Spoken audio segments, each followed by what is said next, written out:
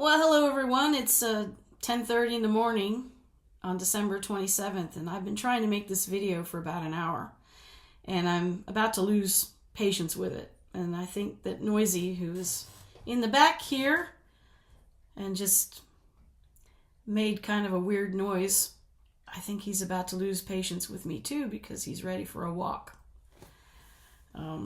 But I am determined to try to make this video today because I have something I would like to say. This may be the last time I make a talking video. I don't know. I never know when I'm going to want to say something. And lately it seems like it's less and less a good use of time to try to connect with people. That isn't always true. There are some people that watch my videos that are consistently nice, and I make content with them in mind. But I also have found that more and more people are just jerks. And you wonder why you even want to have anything to do with any of them. It isn't just on YouTube. It's also on social media. And I do write a blog, but very few people read it anymore because I don't really promote it much anymore. It's just a place where I express myself, much like YouTube is. But you can't even do that without some asshole coming along and crapping on it. And trying to engage on social media is pretty much the same way. For example, on Christmas. And we did have a nice Christmas. If you saw yesterday's video, you probably saw, if you watched it. Which few people will, and that's fair. Who wants to watch somebody's Christmas? But we had a good Christmas. And many times we haven't, because we've had dysfunctional family shit to go through. But Christmas night, I read an article about the Trumps and how they were monetizing the incoming Trump presidency. I think Donald Trump is a disgrace. And I wrote that. And sure enough, I got some idiot named Annie who decided she needed to engage me on Christmas night in a very hostile way. You know, well, what about Obama and Clinton and all this other shit, you know? And I'm like, Annie, it's Christmas. You're a rando. I'm not wasting my time having an argument with you. Goodbye. And I blocked her. And I find that I block a lot of people these days, even people I haven't engaged with. If I just notice them being jerks on social media, I block them. Because I figure that we don't have anything in common, and they don't need to know that I exist. And so I just don't even give them a chance. And I'm finding the older I get, that's kind of how I feel about it. There's so many people in the world. And when you are reaching out on social media, these are people that you probably never would see or meet in your lifetime, and certainly not offline.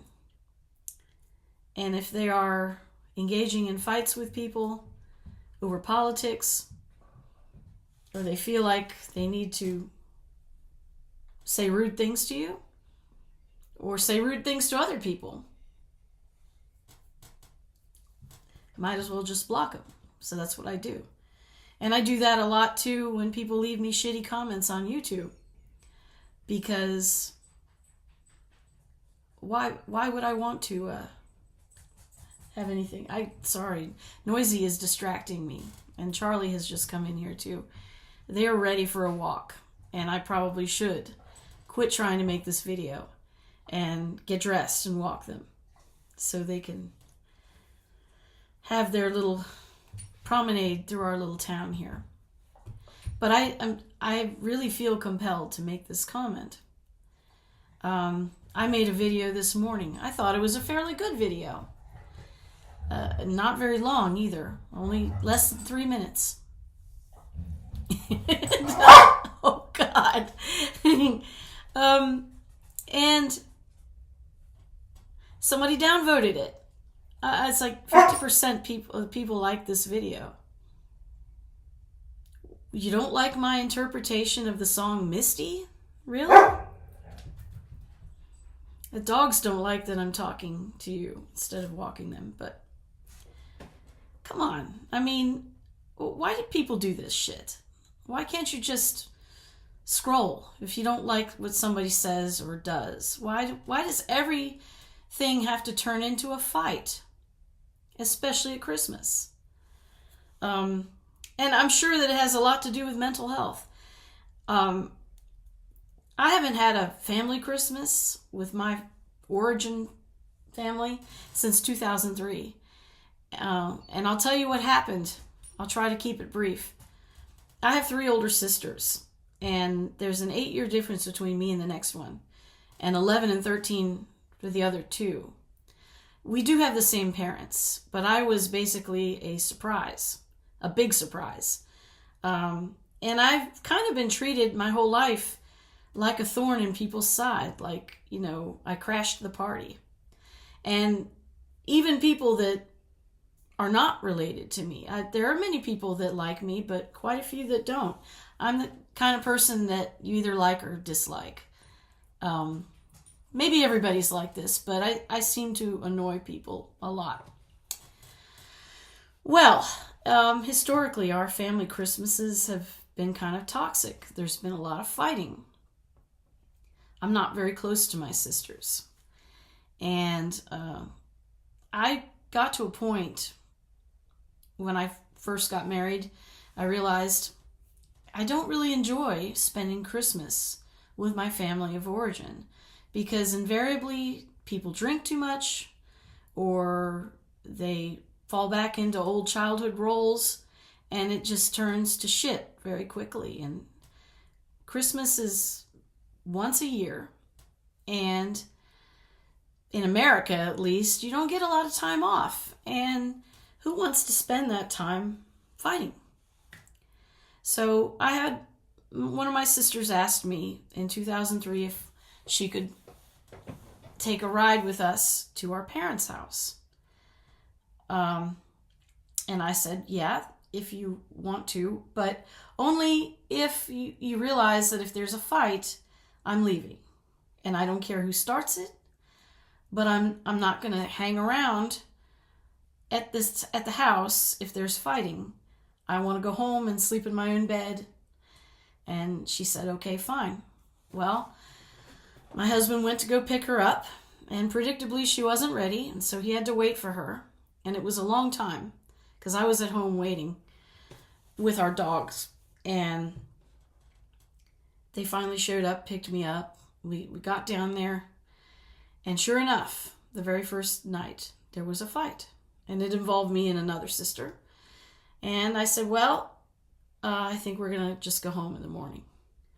And of course, my sister that came down with us, that wasn't acceptable to her. She wanted to go, we lived near Williamsburg, Virginia. She wanted to go to the outlets and go shopping. And I was just thinking, the last thing I want to do after spending a night sleeping on a sofa bed in a cold room while I'm on the rag is drive you around Williamsburg and watch you shop, because we didn't have any money for shopping. And I said, no, we're going home. You can either come with us or find another way home. Well, she tried to manipulate my husband, and he said, no, I'm sticking with Jenny. So the next morning, she wasn't up, because I don't think she thought that I was serious. And I said, we're going. Are you coming or not? And she threw a massive tantrum. We're talking toddler style. It was a sight to behold. And I just looked at my husband while she was drying her hair, because she said, I can't ride in the car with wet hair. I'll get a cold. It's not how you get colds. And I said to my husband, let's just go. So we left. and she ended up having to take a Greyhound home. And it was the first time, really, one of the first times, that I had really taken a stand like that. And she didn't speak to me for another year, and to be honest, I kind of enjoyed the silence. But then the following year, my husband's ex-wife, who was being a real pain in the ass about visitation with the children. He has 2 daughters with her, and she did her very best to alienate them.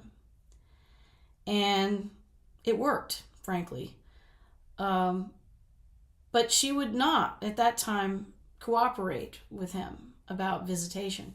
And there was no money for him to fight in court because most of his money was going to her, and plus there were financial issues that he had to deal with.